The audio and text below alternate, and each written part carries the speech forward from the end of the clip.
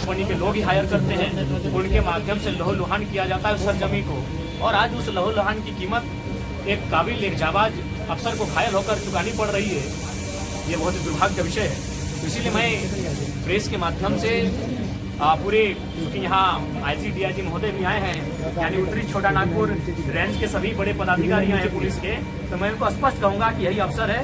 बाघमारा जैसे जितने भी एरिया जो माफियाओं के संरक्षण में है, जहाँ माफियाओं की गिरफ्त में है, उन एरियाओं को माफियाओं के चुंगल से आजाद कराएं। और बिल्कुल डीएसपी महोदय स्वस्थ इलाज का लाभ लेकर जब स्वस्थ होकर फिर से चलने के लिए अपने बाहर घर से आए, उससे पहले माफिया जेल के अंदर होने चाहिए। सर अभी उसकी स्थिति क्या है, क्योंकि आपने उससे मुलाकात?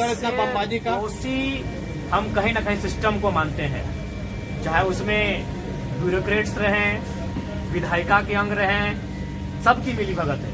हो सके बिल्कुल जो सिस्टम में, जो भारत का लोकतांत्रिक सिस्टम है, उस सिस्टम को हम दोषी मानते हैं। उस सिस्टम में इतनी ताकत नहीं है कि माफियाओं का मुकाबला कर सके। आज माफियाओं का मनोबल इतना बढ़ गया है, कोई एसडीपीओ को पत्थर से मार रहे हैं। ये बहुत ही दुर्भाग्य विषय है, ये निंदनीय विषय है। सत्ता पक्ष का आदमी लग रहा वो। देखिए, ये तो आप भी जानते हैं पत्रकार बंधु, आपसे कोई चीज छुपी नहीं है।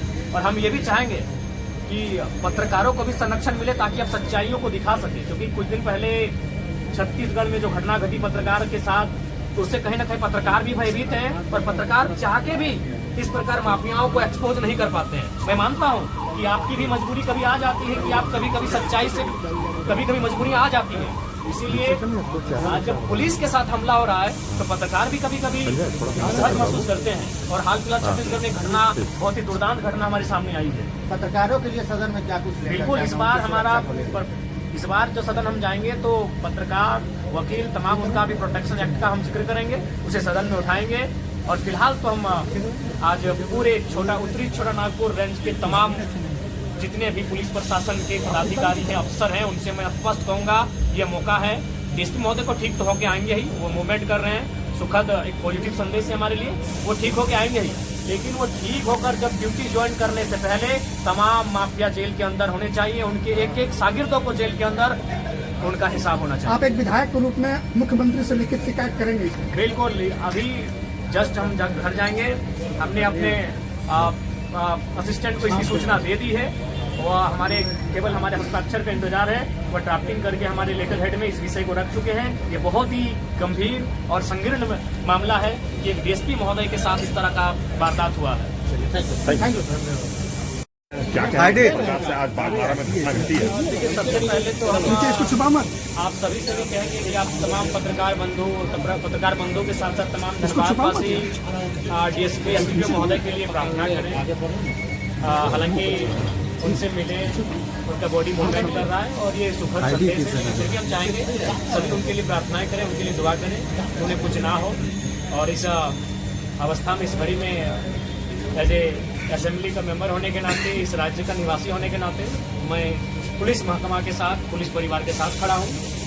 और मैं भी प्रार्थना करता हूँ, मैं भी दुआएं करता हूँ कि डीएसपी महोदय आदरणीय बड़े भाई पुरुषोत्तम सिंह जी शीघ्र स्वस्थ होकर हमारे बीच उपस्थित होंगे। बाघमारा में जो घटना घटी उसके बारे में क्या कहेंगे? देखिए, इसकी हम भर्त्सना करते हैं और बिल्कुल ये बहुत ही निंदा और संवैधानिक है कि आज कोयला चोरों का, कोयला माफियाओं का मनोबल इतना बड़ा है तो प्रशासन को भी तुच्छ समझ रहे हैं। और आज प्रशासन के पास भी, पुलिस के पास भी एक अच्छा मौका है बाघमारा से माफियाओं के गुंडों को खदेड़ने का और बाघमारा को एक शांत बाघमारा बनाने का एक अच्छा अवसर है। बीसीसीएल के कई ऐसे इलाके हैं जहां आउटसोर्सिंग चल रही है, वहां रैयतों के साथ जो है काफी। बिल्कुल, ये बहुत ही असंवैधानिक विषय है।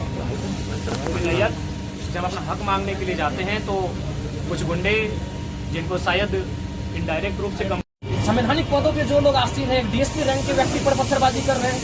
इतना तो मनोबल लोकतांत्रिक देश में माफियाओं का, गुंडों का, चोरों का इतना तो मनोबल बढ़ने नहीं देना चाहिए। इसके लिए सिस्टम दोषी है।